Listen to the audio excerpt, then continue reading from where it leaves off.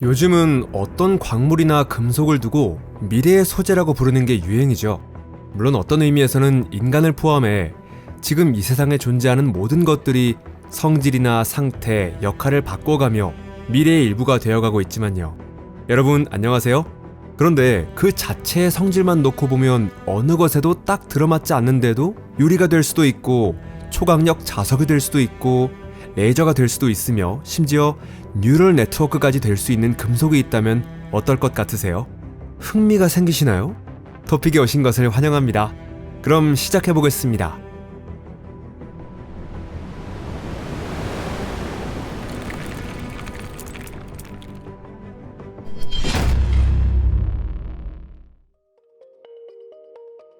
란타넘족 속 네오디뮴.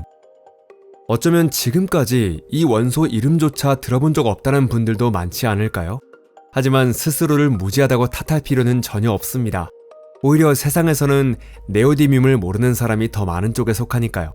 화학자들조차 네오디뮴을 매우 비슷한 다른 란타넘족 원소들과 분리해낸 건 겨우 1885년에 이르러서였습니다. 학교를 졸업한 지 오래돼서 주기율표는 이미 잊어버렸다는 분들을 위해 설명하자면 란타넘족이란 원자번호 57번부터 71번까지의 금속 원소 그룹으로 주기율표 가장 아랫줄에 나열된 원소들을 말하죠. 철이나 알루미늄, 구리처럼 우리가 평소 접하는 친숙한 금속들과도 성질이 꽤 다릅니다. 이런 조금 특이한 금속은 모두 15종류가 있는데요.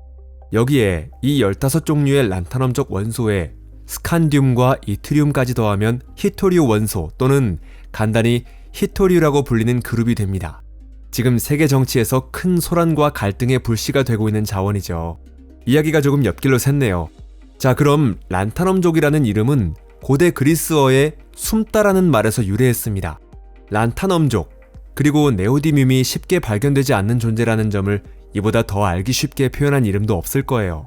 다만 히토리우 원소 대부분을 차지하는 란타넘족이 자연계에 극단적으로 적다는 뜻은 아닙니다. 의외로 히토리우는 지각 속에서 그렇게까지 희귀하지 않은데요. 예를 들어 루테튬은 존재량만 따지면 은보다도 더 많을 정도입니다. 진짜 문제는 히토리우가 너무 넓고 얇게 퍼져 있어서 고농도 광상을 거의 만들지 않는다는 데 있습니다. 게다가 다른 원소들과도 쉽게 화학 반응을 일으키기 때문에 순수한 상태로는 거의 발견되지 않죠. 거기에 란타넘족 원소들끼리는 쌍둥이처럼 매우 닮아 있습니다. 그래서 1794년에 요한 가돌린이 산화 이트륨을 분리한 뒤부터 1907년까지 비슷한 특징을 가진 새로운 원소가 100종류 넘게 발견됐다는 보고까지 나왔죠. 그리고 1913년에 이르러서야 모즐리가 이 원소들을 제대로 정리하는 데 성공합니다. 그는 멘델레예프가 란타넘이라는 하나의 원소로 취급했던 자리에 사실은 무려 15개의 원소가 들어간다는 사실을 증명했습니다. 모즐리는 그 원소들을 원자 번호가 하나씩 증가하는 순서대로 아름답게 한 줄로 배열했고요. 이렇게 해서 결국 란타넘족은 주기율표 본체와는 따로 아래쪽 전용 공간을 배정받게 된 것입니다. 동족 사이에서는 2단, 2단들 사이에서는 동족. 네오디뮴은 란타넘족이나 히토리 원소들 가운데서도 화학자들이 특히 애를 먹었던 원소 중 하나인데요. 네오디뮴은 1885년 화학적 성질이 매우 비슷한 두 종류 물질의 혼합물에서 화학자 카를 아우어 폰 벨스바흐에 의해 분리되었습니다. 이 혼합물은 1839년에 그것을 분리한 스웨덴의 화학자 칼 구스타프 모산데르에 의해 디디뮴이라는 이름이 붙여졌습니다. 그리고 이후 카를 아우어 폰 벨스바흐가 디디뮴이 사실 두 개의 원소로 이루어져 있다는 사실을 밝혀내고 각각을 네오디뮴과 프라세오디뮴이라고 이름 붙였죠. 즉 네오디뮴이라는 이름은 고대 그리스어로 새로운과 쌍둥이라는 두 단어를 조합한 것입니다. 아시다시피 쌍둥이라는 존재는 떼어놓고 생각하기 어렵죠. 네오디뮴의 역사도 정확히 그랬습니다. 실제로 프라세오디뮴을 완전히 제거한 순수한 네오디뮴을 얻는 일은 매우 어려웠고 그것이 실현된 건 1925년에 들어서였습니다. 네오디뮴은 히토리 원소 가운데서는 비교적 풍부한 편에 속하며 자연에서는 바스트네사이트, 모나자이트, 로파라이트 같은 광물 속에 들어있습니다. 산업적으로 가장 중요한 것은 모나자이트인데 중국에는 이게 마치 쓰레기처럼, 아니 오히려 사막의 모래만큼이나 얼마든지 존재합니다. 세계 최대 규모의 히토류 광상은 바로 중국 남부의 모나자이트 사암층과 점토층에 존재하니까요. 화학적 분리 과정에서 네오디뮴은 가벼운 란타넘족 원소들과 함께 농축되며 쌍둥이 같은 존재인 프라세오디뮴과 섞인 상태로 추출됩니다. 그 후 금속 네오디뮴은 플루오린 화물이나 염화물의 용융염을 전기 분해하는 방식으로 얻어집니다. 순수한 네오디뮴은 금속 특유의 광택을 띠는 옅은 회색 금속이고요. 다만 그 순수한 네오디뮴의 모습을 오래 들여다볼 수 있는 사람은 주로 분리에 성공한 화학자들 뿐이죠. 네오디뮴은 산화가 매우 쉬워서 반짝거리던 1cm 정도 크기의 정육면체도 불과 한 달 정도 지나면 회색 가루더미로 변해버립니다. 물론 가열하면 그 반응은 몇 배나 빠르게 순식간에 진행되고요. 산 속에 넣으면 거의 순식간에 격렬한 반응이 일어나고 플라스크 안에는 예쁜 분홍빛이 도는 반투명 용액만 남게 됩니다. 유리를 위한 네오디뮴. 네오디뮴의 첫 번째 큰 활용 분야는 자석과는 전혀 관계없는 유리 분야였습니다.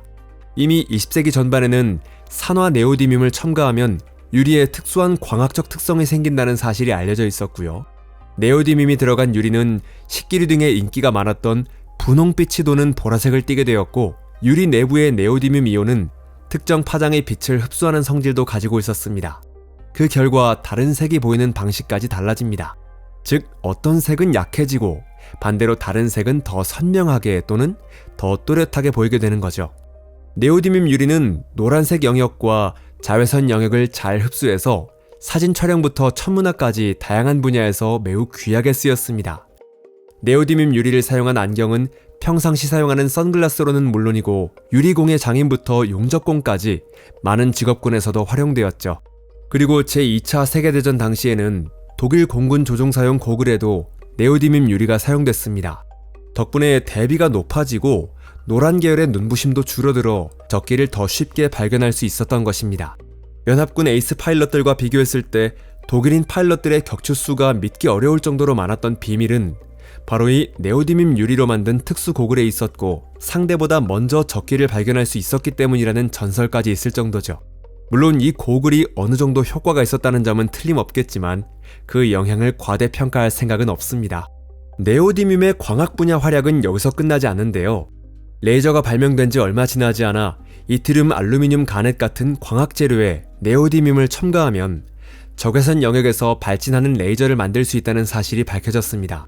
더 놀라운 건 네오디뮴을 첨가하면 유리 자체를 레이저 매질로 사용할 수 있다는 사실도 확인됐다는 점이죠. 네오디뮴이 첨가된 유리를 활성 매질로 사용하면서 레이저 크기를 크게, 때로는 거대한 규모까지 확대할 수 있게 되었고, 그 결과 출력도 비약적으로 높아졌습니다. 네오디뮴 유리 레이저는 적외선 영역에서 작동하기도 해서 이 기술을 이용한 장비들은 과학 연구부터 군사 기술까지 매우 폭넓은 분야에서 활용하게 되었습니다. 자석을 위한 네오디뮴. 네오디뮴이 세계적으로 알려지게 된 건 1980년대 네오디뮴, 철, 붕소 기반 소재가 만들어진 이후부터였습니다. 이것이 바로 오늘날 네오디뮴 자석의 기반이 된 재료인데요. 원래 엔지니어들은 비싸고 상대적으로 희귀한 코발트에 의존하던 사마륨 코발트 자석을 대체할 재료를 찾고 있었습니다. 네오디뮴은 더 쉽게 구할 수 있는 원소였고, 이를 기반으로 만든 자석은 비용이 낮았을 뿐 아니라 성능도 훨씬 뛰어났죠.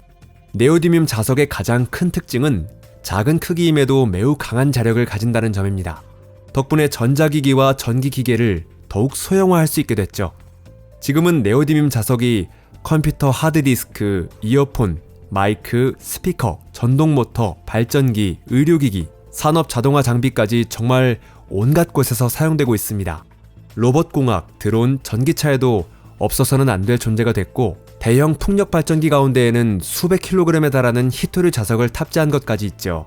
흥미롭게도 네오디뮴 자체는 강력한 자석이 아니며 네오디뮴 철 붕소 합금을 만들고 그것을 자기장 안에서 처리해야 비로소 그런 특성이 생겨납니다. 여기서 합금이라는 단어를 사용할 때는 조금 주의가 필요한데요. 이 재료는 분말을 압축한 뒤 1000에서 1100도에서 소결 과정을 거쳐 만들어집니다. 그래서 공학적인 관점에서는 합금이라고 부를 수 있지만 결정학적으로는 금속 간 화합물이라고 표현하는 편이 정확합니다. 그리고 바로 이 결정 구조가 매우 중요한 핵심이 되죠. 자석을 만드는 과정에서는 소결 중인 분말을 강력한 자기장 안에 두는 것이 중요한 단계가 됩니다. 그러면 결정들이 같은 방향으로 정렬되고 매우 높은 잔류자화를 가진 재료가 탄생합니다. 흥미롭게도 이 자력의 강도는 최초 실험자들에게조차 예상 밖의 수준이었습니다. 네오디뮴 자석은 금속적으로 끌려가는 힘이 너무 강해서 연구자들 손에서 튀어나가 손가락이 부러질 뻔할 정도였습니다. 이렇게 만들어진 자석은 매우 안정적인 자화를 가지며 그 성능도 오랫동안 유지할 수 있죠. 하지만 물론 단점도 있습니다. 네오디뮴 자석은 비교적 잘 부서지고 부식되기 쉬우며 고온에도 그다지 강하지 않습니다. 많은 네오디뮴 자석은 80도를 넘기 시작하면 자력이 약해져요. 그래서 항공우주 분야처럼 극한 환경에서 작동하는 장비에서는 기술자들이 지금도 오래됐지만 믿을 수 있는 사마륨 코발트 자석을 선호하는 겁니다. 네오디뮴의 미래. 최근에는 네오디뮴이 기초물리학 분야에서도 주목받기 시작했습니다. 연구자들은 네오디뮴이 이른바 스핀글라스라고 불리는 매우 복잡한 내부 구조를 가진 특수한 자기 상태를 형성할 수 있다는 사실을 발견했습니다. 일반적인 자석에서는 원자의 자기 모멘트가 규칙적으로 같은 방향을 향하고 있죠. 하지만 스핀글라스에서는 상황이 완전히 다릅니다. 원자들 사이의 상호작용이 서로 경쟁하기 시작하면서 개 전체가 하나의 안정된 상태로 정착하지 못하게 되는 것입니다. 그 결과 수많은 국소적 배열이 뒤섞인 독특한 자기적 카오스가 생겨나고 심지어 신기한 기억 효과까지 나타나죠. 바로 이런 복잡성이 계산 시스템 연구자들의 관심을 끌었습니다. 스핀글라스의 수학 모델이 경우에 따라 뉴럴 네트워크나 연상 기억 시스템의 작동 방식과 닮아있다는 사실이 밝혀지기 시작한 거죠. 이런 구조는 많은 상태를 유지할 수 있고 기존 전자회로와는 다른 방식으로 생태 사회를 전이할 수도 있습니다. 물론 현재 시점에서는 아직 완성된 기술이라기보다는 기초 연구 단계에 있습니다. 하지만 기존 컴퓨터 아키텍처를 보완하거나 일부 대체할 수 있는 새로운 계산 원리를 찾는 연구가 진행되면서 이런 재료들에 대한 관심도 조금씩 높아지고 있습니다. 그래서 앞으로 네오디뮴이 전혀 예상하지 못했던 분야에서 활약하는 날이 오더라도 그리 이상한 일은 아닐 거예요. 이 영상이 마음에 드셨다면 좋아요를 눌러주시고 친구들과도 공유해주세요. 시청해주셔서 감사합니다. 그럼 다음에 또 만나요. 안녕히 계세요.